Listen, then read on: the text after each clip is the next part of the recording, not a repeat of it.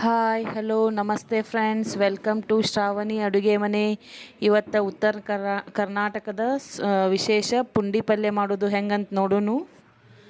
ಮೊದ್ಲೇಕ ಪುಂಡಿ ಪಲ್ಯ ಅದನ್ನು ಚೂಟ್ಕೊಂಡು ಸ್ವಚ್ಛಗೆ ನೀರೊಳಗೆ ಹಾಕಿ ಒಂದು ಸ್ವಲ್ಪ ಹೊತ್ತು ಬಿಟ್ಟು ಆಮೇಲೆ ಅದನ್ನು ಹಿಂಗೆ ನೀರು ಬಸ್ಕೊಂಡು ಇಟ್ಕೋಬೇಕು. ಆಮೇಲೆ ಒಂದು ಕುಕ್ಕರೊಳಗೆ ಒಂದು ಸ್ವಲ್ಪ ನೀರು, ಮೆಣಸಿನ್ಕಾಯಿ, ಕಡಲೆಬೇಳೆ, ಆಮೇಲೆ ಶೇಂಗಾ, ಆಮೇಲೆ ತೊಳೆದಿಟ್ಕೊಂಡಿರ್ತಕ್ಕಂಥ ಪುಂಡಿ ಪಲ್ಯ ಹಾಕಿ ಒಂದು ಸೀಟಿ ಅಥವಾ 2 ಸೀಟಿ ಮಾಡಬೇಕು. ಇದನ್ನು ತಣ್ಣಗಾದ ಮೇಲೆ ನೋಡಿರಿ ಹಿಂಗೆ ಕಾಣ್ತೈತಿ. ಅದನ್ನು ಇನ್ನೂ ಸ್ವಲ್ಪ ಅದಕ್ಕೆ ನೀರು ಹಾಕಿ ಅದನ್ನು ಗಟ್ಟಿಯಾಗಿ ಹಿಂಡಬೇಕು ರೀ. ಅದನ್ನು 1-2 ನೀರು ಇದಕ್ಕೆ ಬೇರೆ ನೀರು ಹಾಕಿ ಹಿಂಗೆ ಬಸ್ಕೋಬೇಕು ಮೊದ್ಲೇಕ. ಆಮೇಲೆ ಅದಕ್ಕೆ ಒಂದು ಸ್ವಲ್ಪ ನೀರು ಹಾಕಿ ಗಟ್ಟಿಯಾಗಿ ಹಿಂಡಿ ತಕ್ಕೊಂಡು ಮತ್ತು ವಾಪಸ್ಸು ಕುಕ್ಕರ್ ಒಳಗನ ಹಾಕಬೇಕು.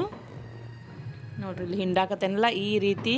ಅದಕ್ಕೆ ಒಂದು ಸ್ವಲ್ಪ ನೀರು ತಣ್ಣೀರು ಹಾಕ್ಕೊತ ಹಿಂಡ್ಕೋತ, ಅಂದ್ರೆ ಅದು ಹುಳಿ ಅಂಶ ಭಾಳ ಇರ್ತೈತಿ. ಆ ಹುಳಿ ಅಂಶ ಹೋಗ್ಬೇಕಂದ್ರೆ ಹಿಂಗೆ ಹಿಂಡ್ಕೋಬೇಕ್ರಿ ಅದನ್ನು. ಇಲ್ಲಾಂದ್ರೆ ಪುಂಡಿ ಪಲ್ಯ ಭಾಳ ಹುಳಿ ಆಗ್ತೈತಿ.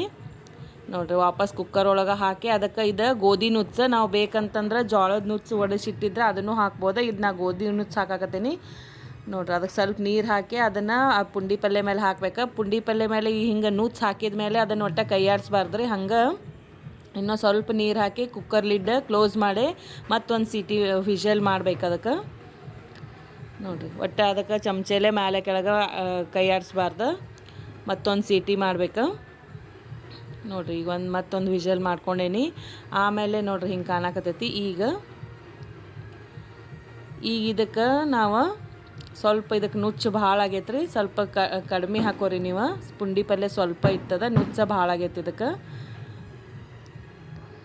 ಈಗ ಅದಕ್ಕೆ ಜಜ್ಜಿಟ್ಕೊಂಡಂಥ ಬೆಳ್ಳುಳ್ಳಿ, ಆಮೇಲೆ ಅರ್ಶಿಣ ಪುಡಿ, ರುಚಿಗೆ ತಕ್ಕಷ್ಟು ಉಪ್ಪು, ಜೀರಿಗೆ ಪುಡಿ, ಆಮೇಲೆ ಹಸಿ ಎಣ್ಣೆ, ಸ್ವಲ್ಪ ಹಸಿ ಖಾರನೂ ಹಾಕ್ಬೇಕ್ರಿ. ನಾ ಇಲ್ಲಿ ಮೆಣ್ಸಿಕಾಯಿ ಮೊದಲೇ ಹಾಕೇನಲ್ಲ, ಅದಕ್ಕೆ ಹಸಿ ಖಾರ ಹಾಕಾಕತ್ತಿಲ್ಲ. ಇಷ್ಟೆಲ್ಲ ಹಾಕಿ ಸರಿಯಾಗಿ ಅದನ್ನು ಏಕ್ರಾಸ್ ಒಂದು ನೀಟಾಗಿ ಕಲಿಸ್ಕೋಬೇಕ್ರಿ. ಎಲ್ಲ ಚಮಚೆಲೆ ಕಲಿಸ್ಕೊಂಡ್ರೆ ನಮ್ದು ಉತ್ತರ ಕರ್ನಾಟಕದ ವಿಶೇಷ ಪುಂಡಿ ಪಲ್ಯ ತಿನ್ನಾಕ ರೆಡಿ ಆಕೈತ್ರಿ.